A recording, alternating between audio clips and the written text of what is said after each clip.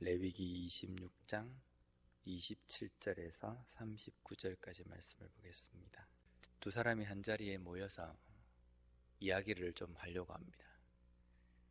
근데 이 두 사람이 어떤 상태로 모였느냐에 따라서 이 모임에 어떻게 진행될 것인지가 결정이 납니다. 예를 들면 두 사람이 모였는데 서로 좋은 관계를 맺는 사람입니다.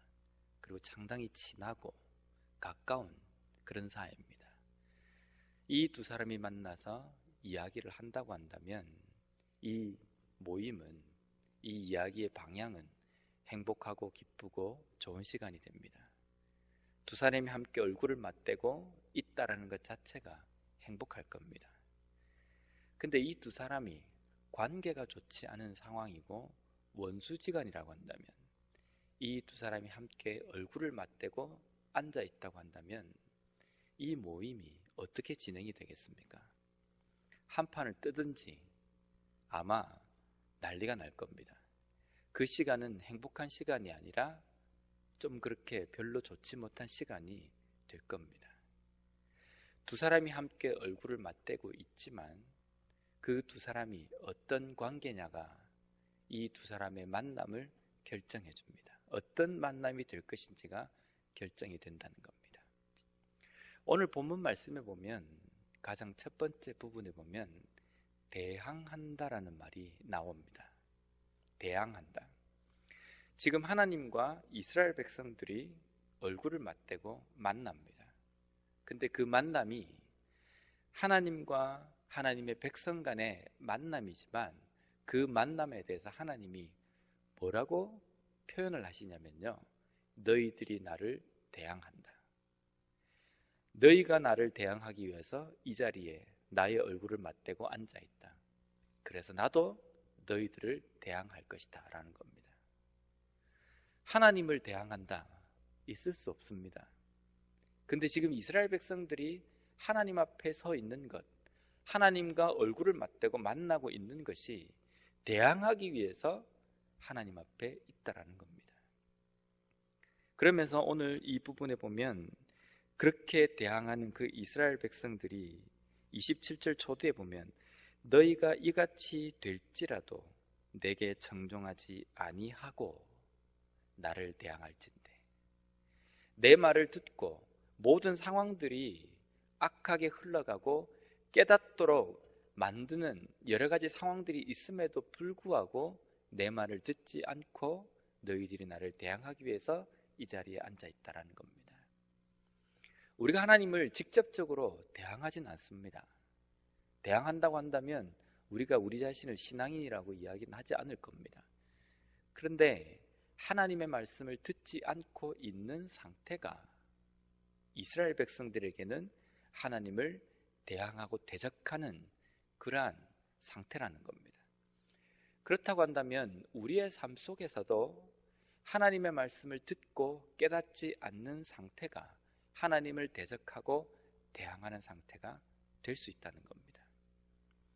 예수님께서 사역하실 때 여러 종교 지도자들이 예수님에게 이런 요청을 합니다.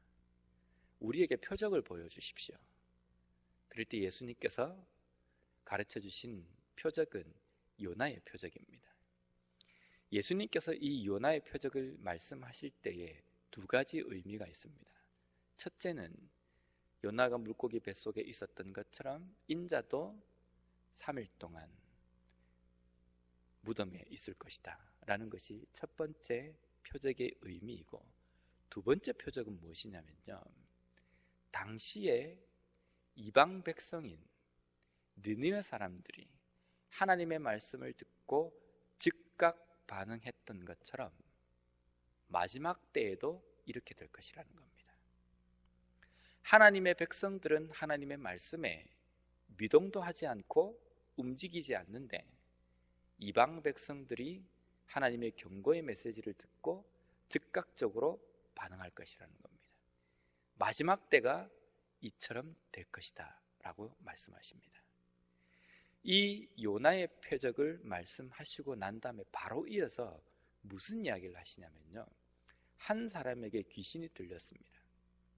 그래서 이 귀신이 나갑니다. 나가서 여기저기 막 돌아다니면서 새롭게 있을 곳을 찾으려고 돌아다니는데 있을 곳이 마땅치가 않습니다.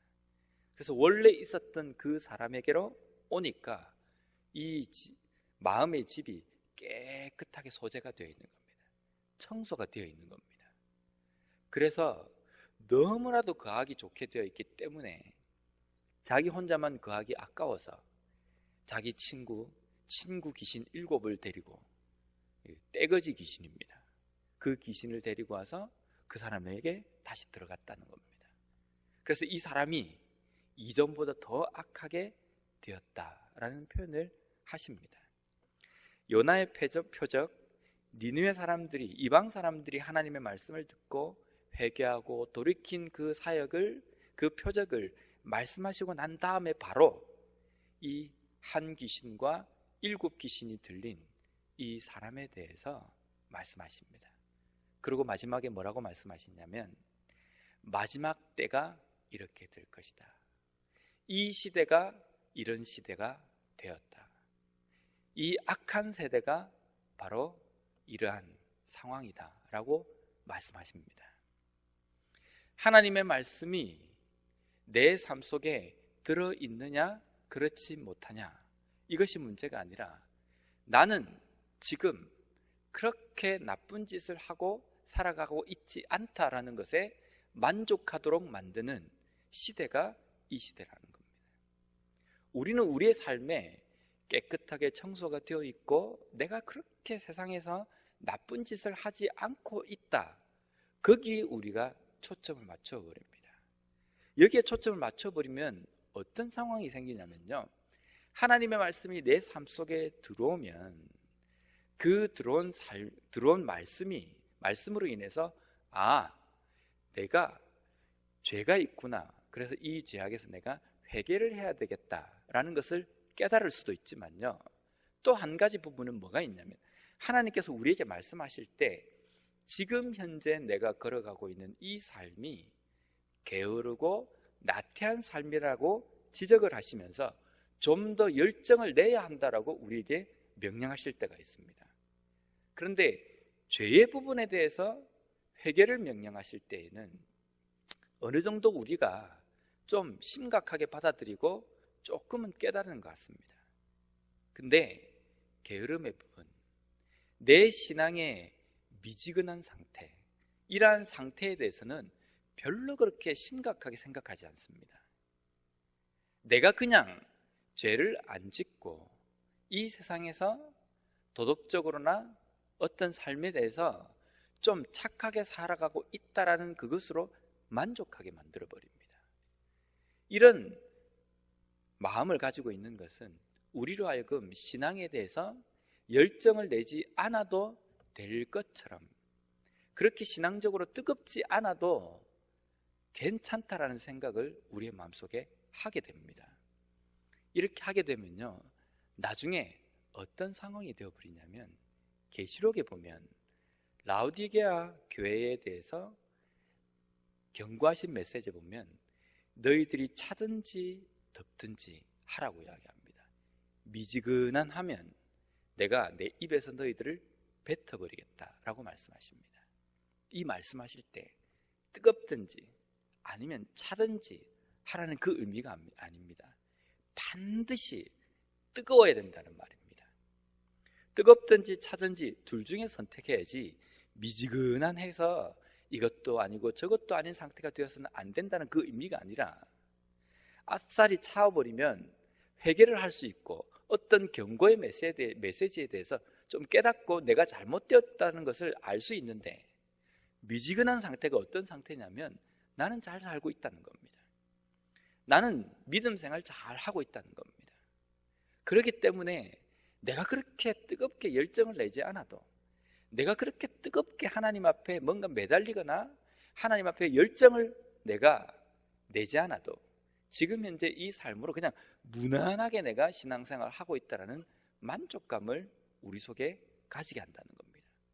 이렇게 가져버리면요, 심각해져 버립니다. 나중에 마지막에 하나님께서 결판 내시고 심판하실 때 나는 잘 온 줄 알고 있는데 하나님께서 선고를 내실 때 너는 차가운 상태, 이렇게 되어버린다는 겁니다. 그러면 살아있을 때에, 이 땅의 삶을 살아갈 때에 나는 잘 산다라고, 믿음 생활 잘 했다라고 생각했는데 하나님 보시기에는 그렇지 않은 상태가 될 수 있다는 겁니다. 하나님의 말씀에 민감하지 않은 상태가 이런 상태입니다. 이스라엘 백성들이 자신의 삶 속에 여러 가지 어려운 상황과 하나님의 경고의 메시지를 받았음에도 불구하고, 그러함에도 불구하고 여전히 너희들이 내 말에 귀를 닫아버리고 눈을 감아버려서 여전히 나를 대적하고 대항하는 그 상태로 내 앞에 앉아있다고 표현한 그 말씀이 이스라엘 백성들에게만 하신 말씀이 아니라 오늘날 우리 자신들에게도 하시는 말씀입니다. 이스라엘 백성들이 직접적으로 하나님을 대항했겠습니까? 이 세상에 여호와가 어디 있느냐, 여호와가 참신이냐, 이렇게 대놓고 이야기했겠습니까? 그들은 그냥 우리에게 제사장도 있고 선지자들도 있고 우리가 제사를 드리고 하나님 앞에 분향도 하고 하나님 앞에 제물도 우리가 드린다, 이것으로 만족했다는 겁니다. 하나님의 말씀에 민감해서 하나님의 메시지에 대해서 즉각적으로 반응하는 삶이 되지 않은 미지근한 상태가 되었기 때문에 하나님께서는 그 상태를 다시 한번 일깨워 주시기 위해서 경고하십니다. 너희들의 그 상태가 나를 대적하고 대항하는 상태다라는 겁니다. 오늘 우리의 삶은 어떻습니까? 지금 이 상태, 나의 지금 믿음의 이 상태가 그냥 그대로 잘 가고 있다라고 만족해 하십니까? 근데 왜 만족하십니까? 별로 그렇게 죄를 안 짓는 것 같고 별로 그렇게 내가 하나님의 말씀에 대항하는 그러한 삶이 아니기 때문에 내 지금 믿음 상태가 괜찮다라고 생각합니까? 그렇다고 한다면 사도 바울과 같이, 여러 사도들과 같이 열정을 내어서 복음사역을 감당하고 목숨까지 버린 그 믿음의 그 증인들이 오늘 말씀에 기록되어서 우리에게 무엇을 하나님께서 가르쳐 주시기 위해서 이 사도들의, 여러 순교자들의, 여러 믿음의 선배들의 모습을 우리에게 주십니까? 지금 현재 이 상태로도 괜찮다라는 생각을 가지고 있는 우리에게 왜 열정적인 믿음의 선배들의 모습을 우리에게 보여주십니까? 우리가 미지근하거나 차기 때문입니다. 더 열정을 내야 합니다.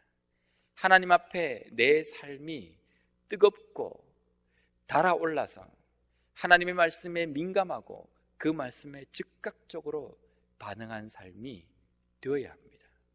그렇게 될 때에 우리는 하나님 앞에 앉아있는 이 자리가 대항하는 자리가 아니라 하나님의 말씀을 나누고 하나님과 대화하며 인격적인 교통을 하는 그러한 자리가 될 수 있을 겁니다. 오늘 우리에게 새로운 하루를 우리에게 허락해 주셨습니다. 이 하루의 삶 속에 하나님께서 왜 기적과 같은 이 하루를 허락해 주셨겠습니까? 하나님께서 이루시고자 원하시는 삶이 있기 때문입니다. 우리를 통해서 완성하고자 원하시는 하나님의 일이 있기 때문입니다.